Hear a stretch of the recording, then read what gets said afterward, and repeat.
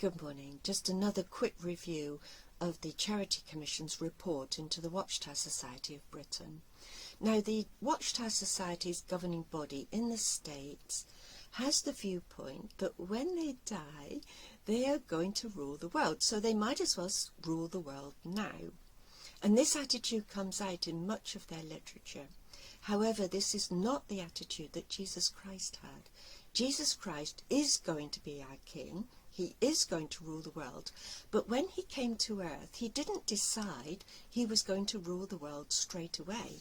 Because in Philippians chapter 2, it says that Jesus emptied himself, really and truly became a servant. He accepted such a depth of humiliation, he was prepared to die for us. Jesus Christ is an example of great humility, which is good for us to follow. So, a quick review of this report. In 2011, the Watchtower Society of Britain set up another entity, that is the Christian Congregation of Jehovah's Witnesses. Now, they decided that this entity was going to be responsible for safeguarding the congregations.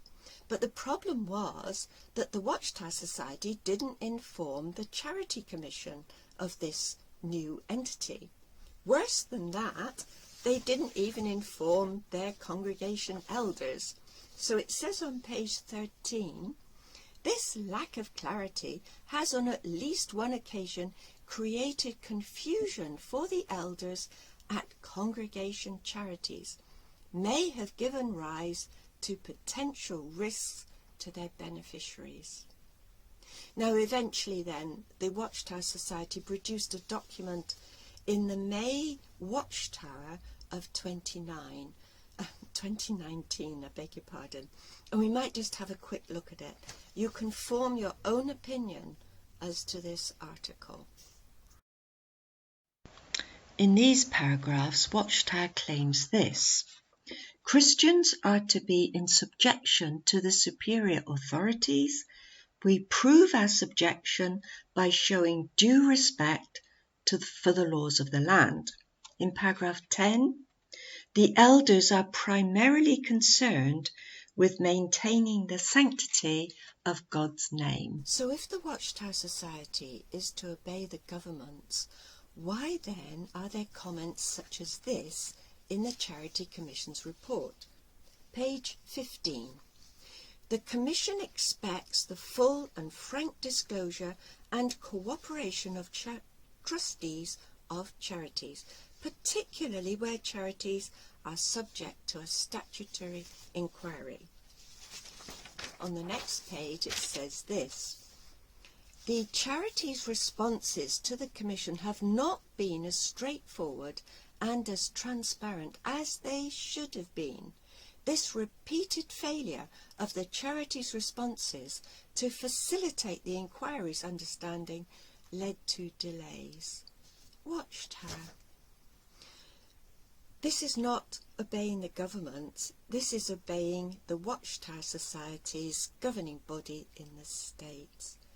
As to showing honour to God's name, this has brought grave reproach on Jehovah's name.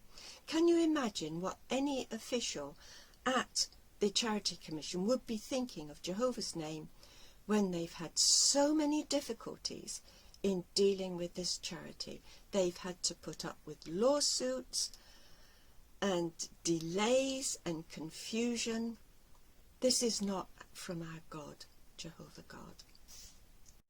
In paragraph 13, the Watchtower Society claims that elders will endeavour to comply with secular laws about reporting allegations of abuse. So when they learn of an allegation, elders immediately seek direction on how they can comply with laws about reporting it. In other words, unless there is a law forcing elders to report crimes of a nasty nature, the elders won't report it. And in countries where there is such a law, they have to go to the service department of Watchtower Society to find direction on how to report. Is this obeying the government? No, it's not. Consequently, when 2 elders in Ireland did report a problem, they were removed as elders for not showing, wisdom, I suppose. They didn't phone the Watchtower Society first. Paragraph 18 explains what ought to happen if an abuser is repentant or if he's not. It also includes what might or what might not happen after that. So in this paragraph, someone who has committed a crime of CSA might be allowed to remain in the congregation. He might not be allowed to be a ministerial servant or an elder. On the other hand, he might be allowed to be. A child's parents might be told that there is such a person in the congregation. On the other hand, they might not be told, because Watchtower gives themselves a loophole.